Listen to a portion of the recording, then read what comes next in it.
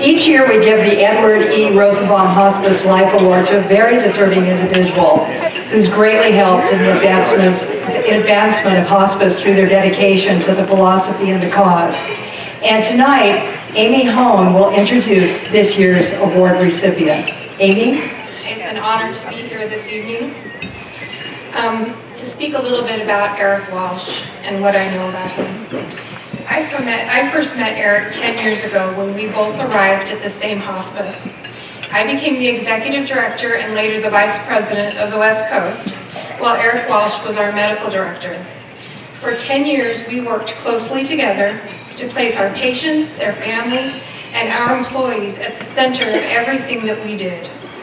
In doing this, we created an environment that fostered growth, trust, and quality of care, which was evidenced by an increase in patient and family satisfaction, an increase of employee retention, and a doubling of our patient census. Together, we worked to obtain deficiency-free surveys at both the state and federal levels, and we were named a top 100 company by the Oregon Business Journal 2 years in a row. The program's financial status also was among the best of all sites within this large nationwide hospice, and I was often asked by corporate CEOs how we did it. The answer was simple. We took care of people. We placed people first.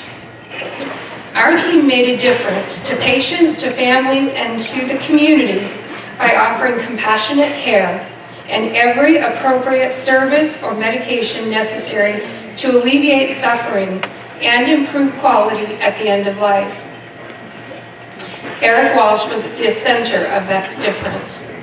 He was so center, in fact, one team member said this about him, quote, "He is kind of like the sun. He draws people in and keeps them comforted. They orbit around him and gain strength from him," end quote. I would feel a bit remiss if I didn't recount some of his academic and career accomplishments, which he actually asked me not to talk about, which are impressive and include education through Harvard, work at the Albert Einstein College of Medicine, and his position with the Bronx Visiting Nurse Services Hospice, or his association with OHSU, the numerous medical students, nurse practitioners, and physician assistants that he mentored. But what really made Eric special was his heart, a heart that cares for and about people. I'd like to read a letter that I received from one of our team nurses that worked with us during those 10 years. She said this, quote, "Dr. Walsh can pull medical statistics, diseases, facts, and figures out of his head better than Siri. He always seems to know exactly what to do, no matter how challenging the situation. And how is it that a man who works nonstop for others still manages to read books? Thoughtfully sharing favorite passages with staff during team meetings. Things like new computer software and PowerPoints have little meaning to him when compared to the simplicity of looking into the face of someone and sharing their life story one last time. Compassion is his fuel. With Dr. Walsh, it doesn't matter your background, your race, your religion, or the skeletons in your closet. What matters is being human," close quote. We had a tree painted on the wall of our interdisciplinary team room where we placed a tissue leaf for each of our patients when they passed. We worked under this tree to remind us of the sacred nature of the work. When I think of Eric Walsh, I see him sitting at the head of this interdisciplinary table with the tree over his shoulder.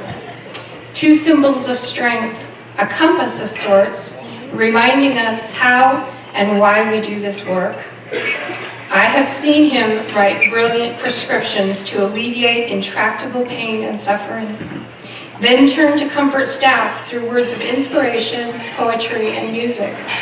I have witnessed him grieve with patients and their families, grieve with our staff and fellow caregivers, and he has grieved with me. Throughout my years working in healthcare, I have often heard people say that they were called to the work.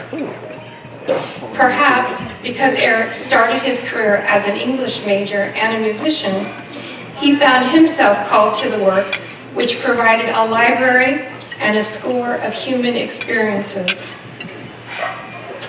Just this morning, I heard from one of our chaplains that we worked with during that 10 years, and he shared some thoughts that speak to what I just said, and I'd like to quote him. He said, "There are many bright lights, to be sure, in the medical profession. How is it that some lights burn to brilliance and illuminate not just clinical insight, but the very life paths of colleagues? I submit to you that Dr. Walsh at heart is a poet and a musician," he said. "He understands the intricate, expansive harmonies of relationship, the movements and rhythms of cohesive dedication, the complicating themes of life's challenges and ultimate loss.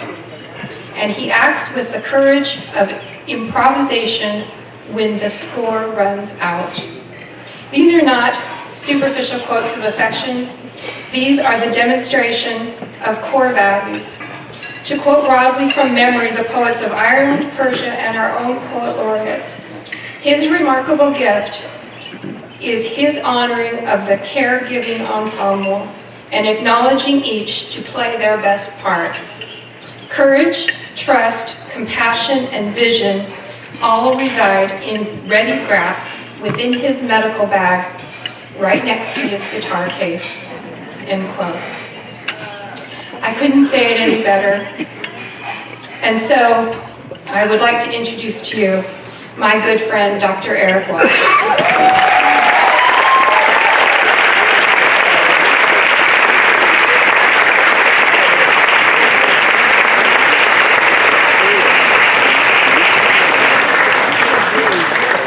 Thank some people and organizations.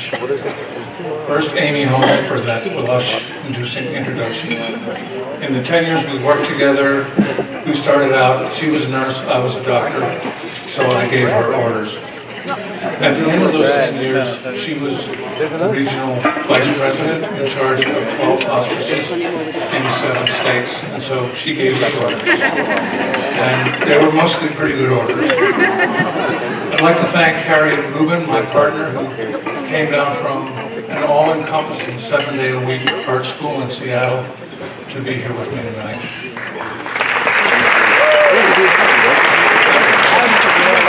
I'd like to thank Care Oregon, who bought 3 tables for friends and colleagues to sit.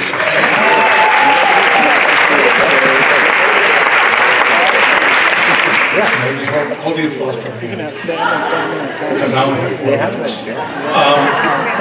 I'd like to thank House Call Providers for hiring me, even though I've turned out to be more of a loose cannon than you expected. Right, Rebecca? I'd like to thank all the friends and colleagues who are spending a valuable Saturday evening here to celebrate with me. I'd like to thank Gifted Wishes. When Jean Rosenbaum called, I asked her, "Who decides on the award?" "The hospice community," she said. That was thought-provoking. What is the hospice community? More on that later. And greatest thanks to the Rosenbaum family. I knew that I'd worked with an OHSU doctor named Jim Rosenbaum for years, sharing some patients. So I emailed him and said, "Are you related to Ed Rosenbaum?" And indeed, he's Ed's son. And so we talked, and I learned a lot about Ed Rosenbaum. Ed Rosenbaum became a cancer patient and faced the terror and uncertainties of that diagnosis.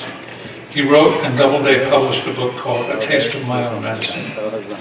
The book is a clear, unflinching look at the insights Ed gained from being a patient, and understanding for the first time the many ways that he had unconsciously lacked compassion for what his patients were going through. He changed the way he practiced and taught others the lessons he had learned. I'll end by returning to the concept of the hospice community. One of Ed's granddaughters, Lisa Rosenbaum, is an academic cardiologist at Harvard, and she writes thought pieces for the New England Journal. And this is one that was published this past February the 7th. And I'll quote from her. "When my dad calls the Sunday after the Pittsburgh synagogue shooting, we talk about how we grieve the familiar. I had sent him a tribute to Jerry Rabinowitz, a family medicine physician, and one of the 11 people killed. Then follows a description by the son of one of Dr. Rabinowitz's patients about the relationship his father had with Dr. Rabinowitz and how that carried him through some very tough times. My dad says he was the kind of doctor we all want to be. Evidently, Rabinowitz, who lacked traditional heirs, had stood every week during the Jewish prayer of mourning in honor of deceased community members who had no living relatives to stand for them. At Rabinowitz's funeral, 300 people stood in his honor. I hope the medical community will rediscover how to stand for all that he stood for. I don't know how Rabinowitz found the space to care meaningfully, but somehow he shut out the noise until he couldn't. Rabinowitz had been in another room when he heard the gunshots, safely out of the line of fire. But he rose and continued to live as he would soon die, running to help those in need. So let's think if calling it the hospice community really makes sense. Isn't it just the community? Isn't it a community where when there's gunfire in the next room and you think you can help, you run toward the gunfire rather than away from it? Isn't it a community where seeing people in need is not just an image on the retina, but a call to action? Isn't it a community where members believe in and practice the golden rule? I think Ed Rosenbaum, through his life-threatening illness, became a member of that community. I believe that Care Oregon, House Call Providers, and Gifted Wishes Foundation are members of that community. I believe that those here tonight, whether in hospice, or business, or palliative care, or social work, or ethics, are members of that community. I am deeply grateful for the award that the foundation and the community have bestowed on me tonight. These two words are puny, but they're the best I have. Thank you.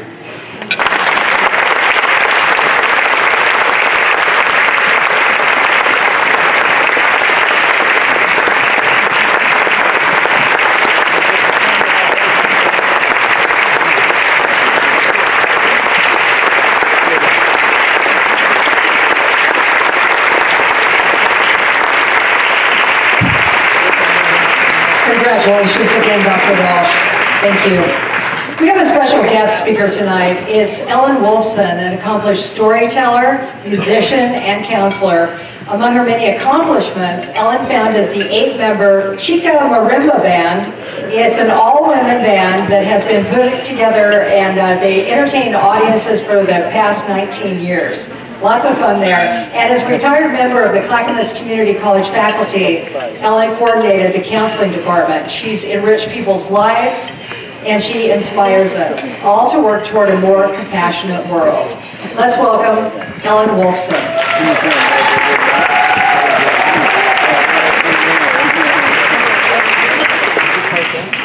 Thank you. Thank you, Janine. I am so grateful to be at this event tonight. There is no other place I would rather be than right here. During the last 20 years, my life has been touched by my partner, my friends, and complete strangers who have been diagnosed with life-threatening illnesses. And during those years, I felt a sense of shock when I would see how few resources there were for those people, and even still today. I also felt a sense of confusion at the huge medical maze that a family has to go through when being diagnosed. And most of all, sadness at the chaos and the trauma that a patient and a family experiences when they've been diagnosed with a life-threatening illness.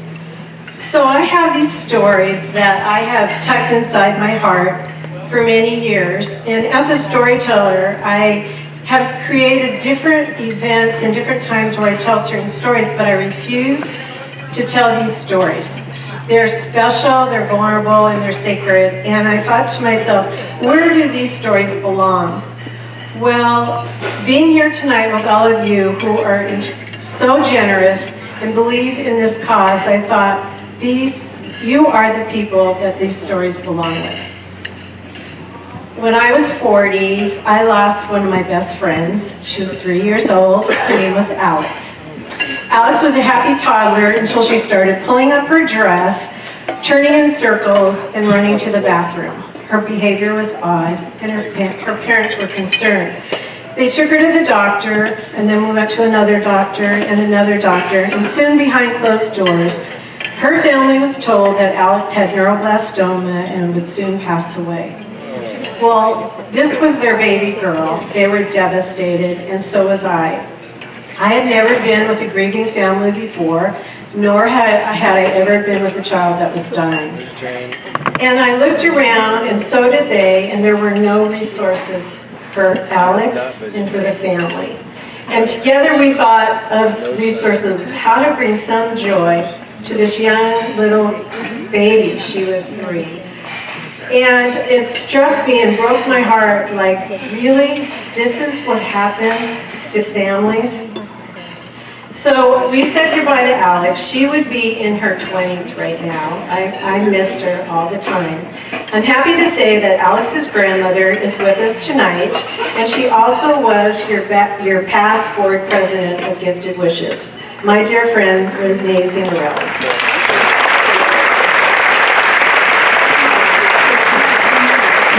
Well, after Alex passed away, I left the country with my partner and my daughter on a sabbatical from my college job to study Spanish and be in Latin America in the culture. I was heartbroken. It was a long year. We had a good time as a family, and I came home to my telephone ringing that afternoon. And I answered the phone, and it was my friend, who is a musical therapist at Dornbecker, who I have not seen in a year. And she was calling to tell me that there was a 15-year-old girl from Honduras laying in a bed by herself, and she couldn't speak English, and she had been diagnosed with bone cancer. And she wanted me to come to Dornbecker and be her support and her companion and speak Spanish to her. Well, when I heard that request, I flipped out inside. I said, no, I can't go through this again. I am not going there, and I'm not going to be a support. It's too hard. So I told her, no, I'm sorry, you're going to have to call someone else. And I hung up the phone, and I felt horrible. I knew that was the wrong decision. I stared at the phone, I took a deep breath, I called her back, and I said, I will be there tomorrow. Well, that whole night I worried so much about what was I going to do walking into this room with this young girl who didn't speak English, who was alone there with a terminal illness. And I just didn't know what I could do. When I'm scared and I don't know what to do, I have this mantra, and I say to myself, Ellen, you can do it. Just get up and do hard things. I got in the car, I got to Dornbecker, I walked in the room, and what I saw was this beautiful brown-skinned teenager who was completely bald from chemotherapy, hooked up to all these tubes. Her eyes were bright, big brown eyes that looked like glitter was coming out of them, a small smile, and she was so sick. She looked like Gandhi. And I looked in her eyes, I went down, I sat next to her, I held her hand, I said, hola. And by the way, I really didn't speak very good Spanish. And I started to talk to her, and I learned her story in bits and pieces, which was, she was abandoned by her mother and father in Honduras, and she was given to her grandmother. And her grandmother raised her, and about 14 years old, she had a pain in her leg when she was riding her bike. Her grandma took her to the hospital. They did a biopsy. The diagnosis came that she had serious bone cancer, and they needed to amputate her leg. Well, her grandmother, whose name is Zoila, is probably one of the strongest women I have ever met. And in Spanish and in English, there is a word that means the same thing, which is no. Her grandmother said, no, you are not amputating her leg. Somehow her grandmother figured out how to get her to Oregon. Well, when I heard this story, I thought, oh my gosh, not again? who is going to help her? So I said to myself in that room, I am going home to get my family and my friends, many of them here tonight, to be Gifted Wishes before Gifted Wishes was here. When I was walking out in the hall, the social worker and the nurse called me and said, can I talk to you for a minute? And they looked me square in the eye and said, if I were you, I wouldn't get too attached to her. She's terminal and is going to pass away. Well, I looked right back at them in their eyes, and I said, it's too late. I'm already attached to her. The next day, I brought our friends, and we surrounded Marisol, that's her name, and we loved her up. We got her a place to stay and computers and all the things that we could think of that would add comfort to her life. She was so depressed that she got one of her last wishes. Most kids are wishing for dolphins, go to Disneyland. Can I see Jennifer Lopez? No, she wished for her grandmother, and her grandmother came. Well, I was expecting a huge heartbreak, but I got a huge heart joy, which is Marisol never did pass away. She is in her 30s now, and she is a social worker at the Silverton Hospital. And I have just looked up, which was not part of this story, and Marisol happens to be here. She came to hear this story. Marisol, stand up.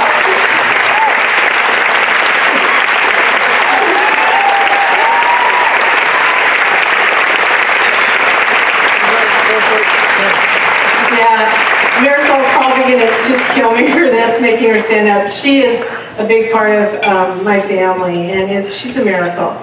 Well, 6 months ago, I was at Providence Cancer Center on the 7th floor with my partner who has been fighting cancer for 9 years. And if you haven't, the 7th floor of Providence Cancer Center is a very sad place. It's a very scary place, and it's a very quiet place. And you don't see many people out of their rooms. The doors are closed. You see families in tears. You hear words like palliative care and hospice. And it is a place that nobody wants to be in. But I was there. And I would walk the halls with my partner Kathleen at times and times alone. And I would see one person always walking. And she was a young girl, maybe in her 30s. She was walking with her boyfriend. She too had IV poles. She always had kind of hip clothes on, and she had this tender smile. And I thought to myself, what is she doing here? And the next morning, one morning, I bumped right into her. I walked around the corner, and she and I bumped into each other eye to eye, and her name is Shana. And I started talking to Shana, and immediately I realized that this young woman is so courageous. She had a spirit about her that was unique, and she started talking to me, and she said this, you know, I was really healthy a couple months ago. I'm an athlete. I take bike rides that are 60 miles. I work at Whole Foods for the last 10 years, and now I'm really sick, and I might die. Yeah. And she was diagnosed with the worst blood disease you could have. She has cancer. And when she said this, I thought to me, what 30-plus old young person will face death like Shana is facing and talk to a perfect stranger in the hallway of the 7th floor? Well, the whole time she was talking, I said to myself, I want her to meet Kathleen. Kathleen's been alive for 9 years fighting cancer. Would that be an inspiration, or would that be something horrific? Would that scare her, thinking that this disease may never go away, let alone that she would be on hospice? Well, I asked her, she wanted to meet Kathleen. We went in a room, we all started talking together. She was so deep that she said this to us. You guys, I wonder what I will become after this disease. We stopped in silence. We were so taken back by that. And it was one of those humbling moments when you're talking to somebody who might not be there in a month or two. We continued to talk, and then she said this other profound thing, which was, You guys, my mom is coming from Vermont very soon, and she's going to be here alone.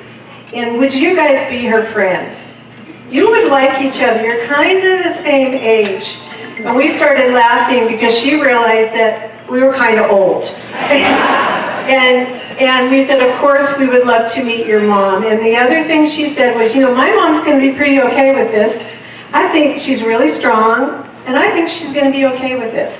Well, I knew as a mother, there is no mother who was going to fly from Vermont to see their daughter hooked up on IVs, transitioning in her life with a terminal, maybe a terminal disease. And I thought to myself, your mom's not going to be okay. She's going to be devastated. And I thought to myself, I'm a mother, and if this was happening to my daughter, I would be devastated. I didn't say it to her. I just shook my head and said, we'll meet your mom. We got discharged the next day, Kathleen and I. We were really joyful. We were off the 7th floor. And I thought, I might not see Shana again. And then I thought, I promised Shana that I would come back. So 3 days later, I came back.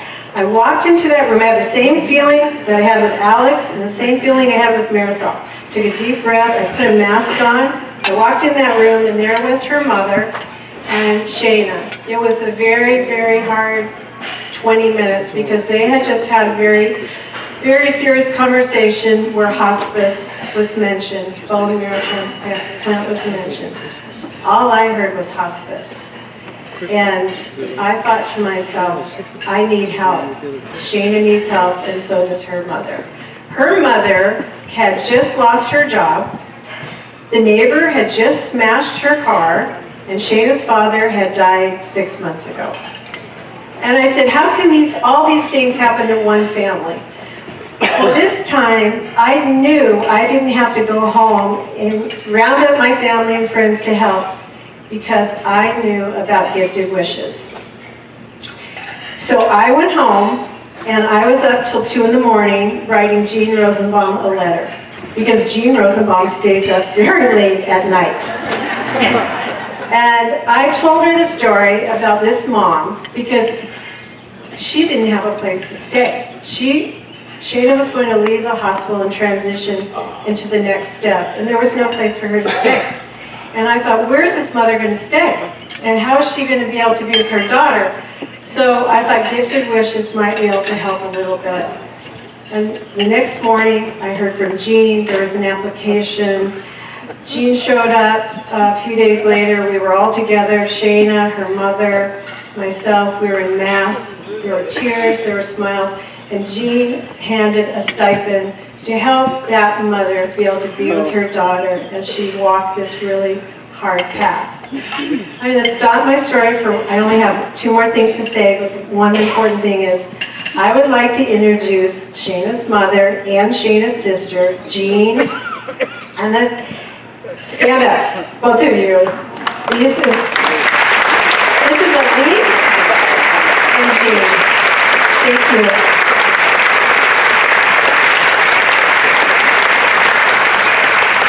Elise is a sparkle, and you can imagine how she feels seeing her sister. And Shana was right. Her mother is just a rock, but she's a devastated rock. So I want to end by saying that I believe in miracles, and I think that people who have been diagnosed with life-threatening illnesses need miracles, and Gifted Wishes is that miracle. Thank you.